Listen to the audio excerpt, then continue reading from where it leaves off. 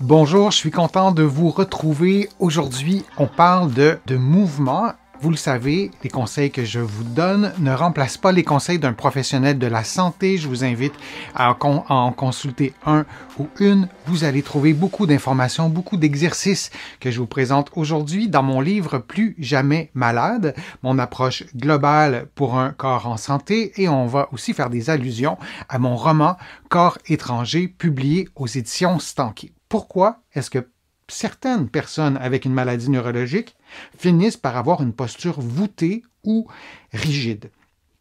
Et c'est particulièrement vrai dans un contexte de maladie de Parkinson. Et il y a d'autres problèmes neurologiques aussi qui changent, qui font en sorte que notre posture va changer.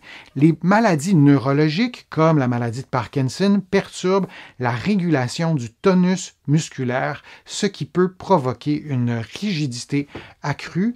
Notre posture, c'est quelque chose de très automatique. Si vous avez peur, si vous riez, si vous êtes épuisé, si vous êtes fatigué cognitivement, votre posture va changer, parfois même à votre insu. Si vous observez quelqu'un que vous connaissez bien, de dos, vous ne lui avez pas parlé, vous n'avez pas vu son expression faciale, vous allez probablement pouvoir décoder par sa posture s'il y a quelque chose qui cloche ce jour-là, s'il y a quelque chose de différent. La posture, c'est vraiment ultra connecté à notre système nerveux, et quand on a une maladie neurologique, la posture peut changer. L'autre élément aussi, la rigidité. On peut avoir une rigidité qui s'installe comme durant la maladie de Parkinson. Et là, nos muscles, la posture vont devenir tendus et ça nous courbe. Nos muscles se tendent, on n'est pas plus droit, on est plus courbé. C'est aussi à cause de ça. Et cette rigidité, combinée à une diminution des mouvements automatiques, ce qui caractérise la maladie de Parkinson, favorise l'adoption progressive d'une posture courbée, d'une posture figée. Les personnes qui ont la maladie de Parkinson parfois peuvent avoir peur de tomber. Lorsque vous avez peur, vous allez plus vous recroqueviller.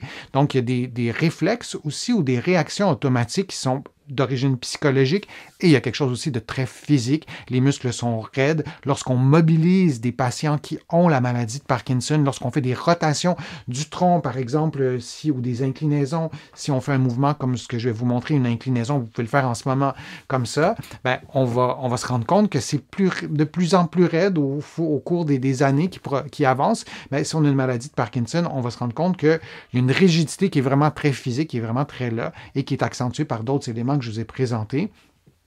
Donc, cette rigidité, c'est comme je disais, c'est combiné à une diminution des mouvements automatiques. Et aussi, lorsqu'on a un changement de la posture, il y a des exercices ciblés qui peuvent aider à redresser le dos et à améliorer la posture, même quand celle-ci s'est modifiée avec le temps pour des raisons neurologiques ou pas. Notre corps va se transformer chez tout le monde avec les années. Si on passe une radiographie de quelqu'un qui a 80 à quelqu'un qui a 90 ans ou 20 ans, évidemment, ce n'est pas la même chose. Mais outre ces changements structurels dans notre ossature, par exemple, parfois, c'est quelque chose qui se modifie, qui peut se récupérer. Alors, chez des patients qui ont la maladie de Parkinson, qu'on a eu la chance de suivre dès le début de la maladie, on peut stimuler une posture plus droite. Il y a des mécanismes pour contourner, oui, les difficultés associées, par exemple, à la maladie de Parkinson ou à d'autres maladies qui changent la posture. On peut parler de la sclérose en plaques aussi. Nos muscles vont s'adapter à une posture arrondie. Donc, si on ne les habitue pas et on essaie d'avoir une posture la plus droite possible, sans rien brusquer, sans rien exagérer, ça peut être aussi quelque chose qui est vraiment très positif. Il y a quelque chose à l'intérieur du cerveau, la substance noire, qui, chez les personnes qui n'ont pas la maladie de Parkinson, qui est normale, et chez les personnes qui ont la maladie de Parkinson, il y a une atteinte au niveau de la substance noire. J'ai passé peut-être un peu vite, je vais revenir sur la diapo. Vous voyez qu'à droite, vous l'aviez déjà vu, j'en suis certain, mais la substance noire, qui est en fait un peu rouge là, sur l'illustration que je vous montre, elle est beaucoup plus petite. Alors, c'est physiologique, c'est quelque chose à l'intérieur du cerveau qui est défectueux, qui est en panne, et la substance noire, à quoi ça sert? En fait, ça sert à la dopamine, au système de la dopamine. Elle produit la dopamine, si on simplifie, elle joue un rôle clé, la dopamine, dans le tonus musculaire et dans la fluidité des mouvements. Quand elle est atteinte, la substance noire, on peut observer donc raideur, lenteur, perte d'équilibre. Et la dopamine, ça sert pas juste au mouvement. C'est pas le sujet du contenu d'aujourd'hui de vous présenter tout ce que la dopamine fait, mais c'est j'allais dire, existentiel à notre qualité de vie, mais entre autres à tout ce qui touche les mouvements que je vous ai décrits dans cette diapo. Il y a des mythes aussi, on parle de posture, on parle de posture arrondie. Des mythes liés à la maladie de Parkinson. On pourrait en défaire au moins un. La maladie de Parkinson, c'est juste des tremblements. Non, c'est pas juste des tremblements parce que les tremblements, oui, c'est vrai, il y a des personnes qui ont la maladie de Parkinson qui ont des tremblements, mais ça ne touche pas tout le monde, ça ne touche pas toutes les personnes qui sont atteintes. Le Parkinson ou la maladie de Parkinson affecte aussi la posture, la marche, la voix, la motricité fine. Je vous en ai parlé dans d'autres contenus aussi. Et parfois, il n'y a pas de tremblement. Et parfois, les tremblements sont causés par autre chose, par un autre trouble moteur qui n'est pas la maladie de Parkinson. Alors, il faut défaire ce mythe-là, notamment pour les personnes qui sont atteintes. Mythe 2, et ça, c'est vraiment très puissant, le Parkinson affecte uniquement les personnes âgées. Bien sûr, le fait d'être plus âgé, on est plus à risque d'avoir un diagnostic de Parkinson si on a 65 ans que si on a 30 ans, mais si on a 30 ans, on peut recevoir un diagnostic de maladie de Parkinson. Il y a l'acteur Michael J. Fox qu'on a connu encore davantage il y a quelques décennies. Et donc, lui, il a reçu son diagnostic à 29 ans, si je ne me trompe pas. Et oui, le Parkinson peut aussi toucher les moins de 50 ans, comme l'acteur Michael J. Fox. Et j'ai des commentaires aussi sur mes réseaux sociaux, des gens qui sont dans la vingtaine, qui ont reçu le diagnostic et elles se sentent complètement isolées parce qu'on ne parle jamais de ces cas de maladie de Parkinson et d'autres troubles neurologiques aussi qui peuvent apparaître très jeunes. Donc, c'est important de briser ce mythe-là et une maladie, c'est une maladie. Je ne pense pas qu'on ait à associer un âge et à être condamné parce qu'on a cette maladie-là qu'on associera ensuite uniquement à la vieillesse. Alors, quand on a 30 ans, ça peut être un peu compliqué à vivre. Ayons aussi une pensée pour ces personnes relativement jeunes qui vivent avec la maladie de Parkinson. Des conseils, intégrer des exercices d'extension, de redressement du dos, debout, adossé au mur, allongé au sol pour contrer l'enroulement vers l'avant. On est toujours dans la réflexion quand on a une maladie neurologique. Pourquoi on s'enroule finalement? Pourquoi notre posture s'affaisse? Qu'est-ce qu'on peut faire pour la redresser? Dans votre dos, il y a de la peau.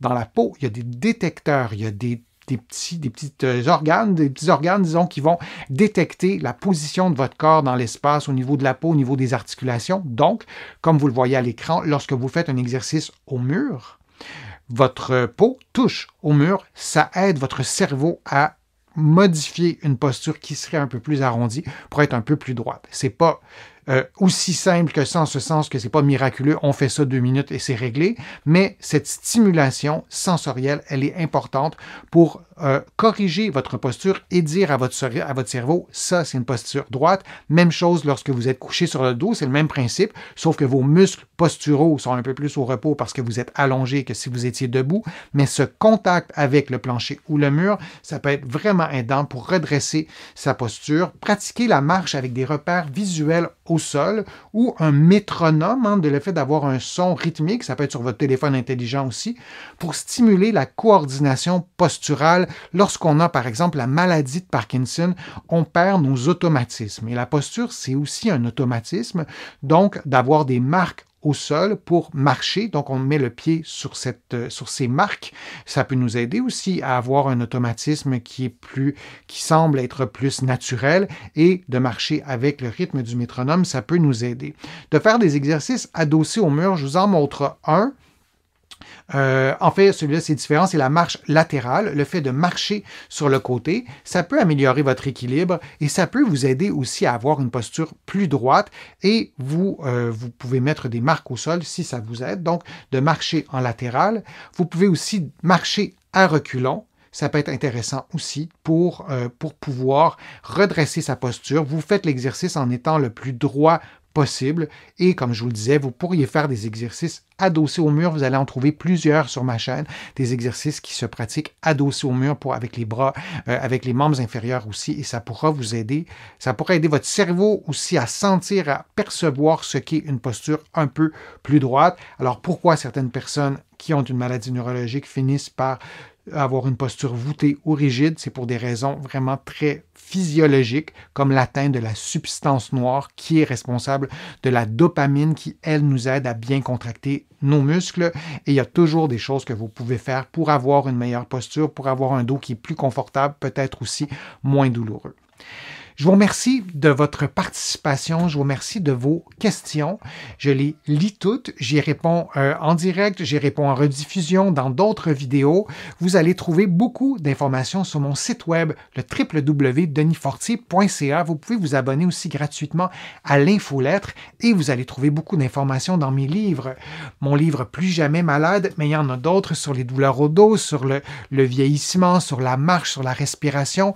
Plusieurs d'entre vous, vous les connaissez déjà et je vous remercie aussi beaucoup pour vos contributions. Vous le savez, sans elles, je ne pourrais vous produire autant de nouveaux contenus. Vous pouvez contribuer en cliquant sur le petit cœur ou aller sur mon site web. Il y a d'autres façons aussi de contribuer autres que financières. Je suis Denis Fortier. Je vous remercie beaucoup. Je vous dis à une prochaine fois, à une prochaine vidéo. À bientôt.